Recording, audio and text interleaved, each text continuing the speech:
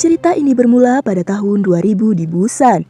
Ada seorang anak yang bernama Gongju berjalan sambil menggendong adiknya yang masih bayi bernama Jinju. Dan juga ia membawa banyak sekali barang-barang di tangannya. Kemudian ia bertemu dengan seorang pemuda bernama Dongkwang. Dan Gongju mengatakan bahwa dia ingin pergi ke rumah neneknya yang bernama Byun. Dongkwang pun mengantarkan Gongju ke rumah nenek Byun. Setelah beberapa lama Gongjun menunggu, datanglah nenek Byun.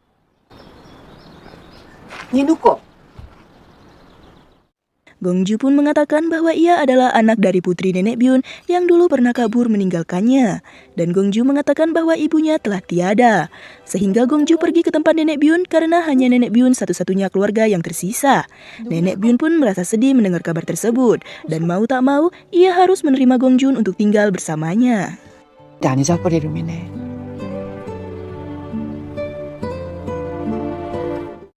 Keesokan harinya, Gongju datang ke sekolah barunya. Karena ia adalah anak yang sangat pemberani dan penuh percaya diri, sehingga ia mendapatkan perhatian seluruh siswa di kelas, terutama siswa laki-laki yang bernama Uram. Ia sangat menyukai Gongjun saat pertama kali melihatnya. Namun di sisi lain, Angel and gengnya membenci Gongju karena ia suka dengan Uram. Kemudian saat pulang sekolah, ketika Gongjun berjalan, ia disandung oleh Angel dan teman-temannya.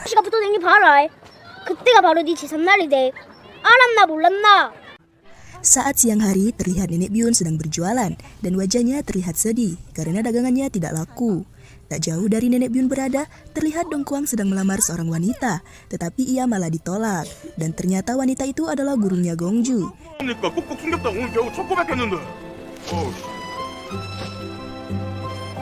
Nenek Byun pun mempunyai ide. Dia mengatakan bahwa ibunya Dongkwang akan sedih jika melihat Dongkwang ditolak wanita. Dongkwang pun berpikir bahwa nenek Byun akan menceritakan kejadian tersebut kepada ibunya, sehingga dia memborong semua dagangan nenek Byun supaya ia tutup mulut.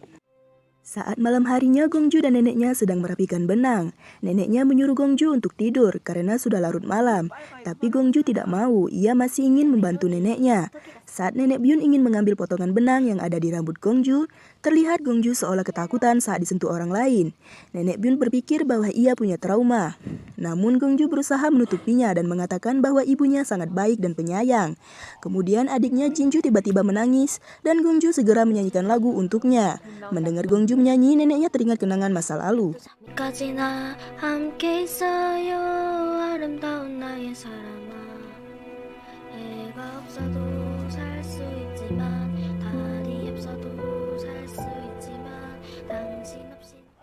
Keesokan harinya, Gongju bertemu dengan Dongkwang. Dongkwang menitipkan sapu tangan kepada Gongju untuk diberikan kepada gurunya. Rupanya di sapu tangan itu tertulis puisi yang diberikan Dongkwang kepada gurunya. 동백꽃을 꼭 닮은 박 선생님, 동광이라는 호랑나비가 함께 꽃잎에 자리 하나 내주시면 안 되겠습니까? 진짜 왜 이래? Saat pulang sekolah, Gongju dan Uram melihat ada pameran foto di depan sekolah. Saat melihat foto orang tua dengan anjingnya, Gongju jadi ingin memotret neneknya seperti yang ada di sana. Namun saat sedang melihat foto, hidung Gongju tiba-tiba mimisan. Lalu Gongju meminta Uram untuk membukakan sebungkus gula. Uram merasa kasihan dengan Gongju yang hanya memakan gula untuk menambah energi. Di rumah, neneknya sedang bermain kartu dengan para tetangga. Tiba-tiba ia dipergoki oleh Gongju. Setelah ketahuan Gongju, mereka pun pulang bersama. Dan sepanjang jalan Gongju memarahi neneknya karena bermain kartu. 도대체 와 그러시는데 얘 슈퍼맨 탕배핀다 아닙니까? 그 연기 우리 진주가 다 마시면 어떻게 되는지 몰라서 그래 얘. Keesokan harinya di sekolah, guru memberikan tugas kepada murid-murid yaitu menulis cerita tentang keluarga. Gongju pun merasa bingung sekaligus sedih karena dia tidak tahu ingin menuliskan apa. Setelah pulang sekolah, Gongju membantu neneknya untuk berjualan. Setelah seharian berjualan, tetapi mereka tidak mendapatkan pelanggan. Karena tidak ada satupun pelanggan, mereka terpaksa hanya memakan sebungkus gula untuk menambah energi.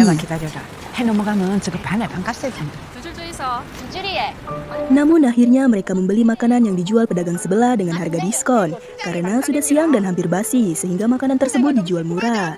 Alhasil saat malam tiba, Gongju dan neneknya merasa sakit perut akibat makanan yang mereka makan. Sehingga mereka bergantian keluar masuk toilet. 아이고 할매 우리 이게 몇 번째입니까? Keesokan harinya saat jam olahraga di sekolah, Gongju tidak ikut karena ia tidak mampu untuk membeli seragam olahraga sehingga ia sendirian di kelas. Setelah semua siswa keluar dari kelas kecuali Gongju, tiba-tiba Gongju melihat dompet yang terletak di atas meja, yang mana dompet tersebut adalah punya temannya Angel. Setelah kelas olahraga selesai, teman Angel pun menangis karena uangnya hilang, yang mana uang tersebut akan ia gunakan untuk membayar kelas judul. Setelah kabar uang tersebut hilang, kemudian Gongju dituduh yang mencuri uang tersebut. Akhirnya ia dibawa ke ruang guru yang mana nenek Byun dan orang tua anak tersebut dipanggil ke sekolah. Selama pertemuan mereka adu mulut. Nenek Byun kekeh, ia tidak percaya bahwa Gongju yang mencuri uang tersebut. Dan si ibu juga menyangkal tak mungkin anaknya yang berbohong. 근데 우리 아는 아니라던데. 아니라고 잡았다면 그만이에요.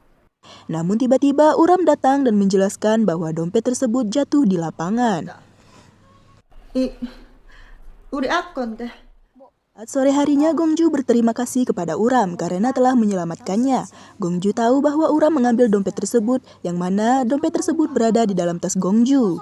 Gongju juga meminta maaf kepada Uram karena alasan ia mengambil uang tersebut untuk membeli kacamata neneknya. 니한테는 사과해야 될 것 같아서.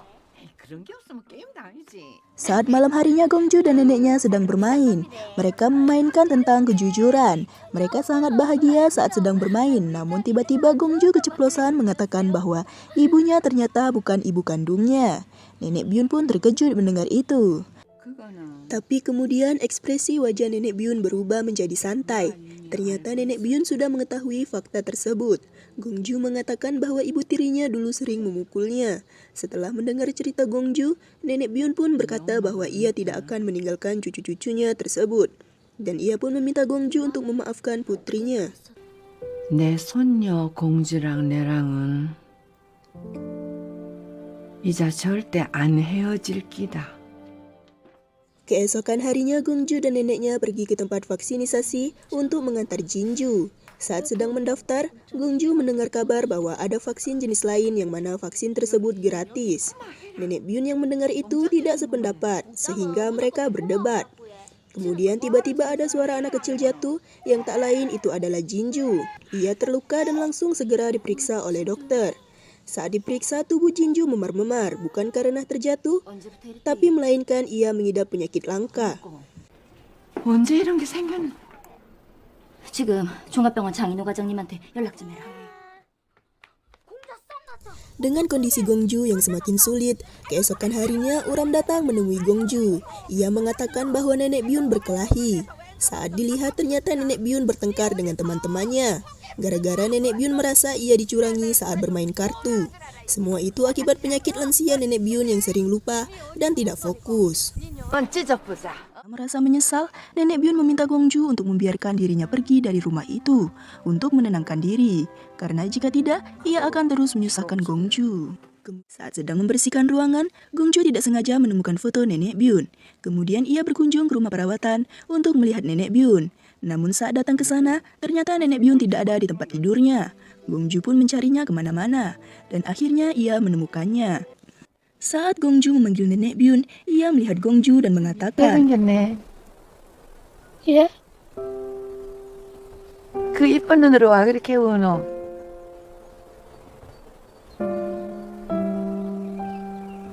어른 손을 놓친 기가? 그런 기가? ternyata ia tidak mengenali Gongju karena penyakit lupanya. Gongju yang menyadari itu menangis sejadi-jadinya. Nenek Byun lalu memeluk Gongju sambil menyanyikan lagu kenangan mereka. 언제까지나 함께 있어요. 아름다운 나의 사랑아. Saat mereka kembali ke rumah, Nenek Byun menyuruh Gongju untuk membuka laci yang ada di sana. Saat dilihatnya, ternyata itu adalah shawl yang dibuat Nenek Byun untuk Gongju dan Jinju. Dan dengan suara berat, Nenek Byun bercerita betapa bahagianya ia bertemu dengan seorang gadis yang menggendong adiknya di punggungnya, yang mana itu adalah Gongju dan Jinju. Dan ketika Gongju membacakan sebuah cerita, Nenek Byun pun meninggal dunia.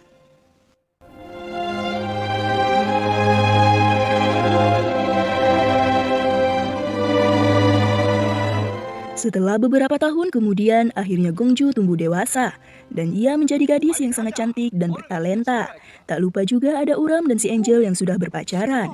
Mereka mendatangi pameran yang dibuat oleh Gongju. Kemudian datang seorang gadis memanggil Gongju, yang tak lain itu adalah Jinju. Ia tahu karena ia menunjukkan sapu tangan yang dibuat oleh Nenek Byun. Jinju telah sembuh dari penyakitnya dan mereka pun berpelukan.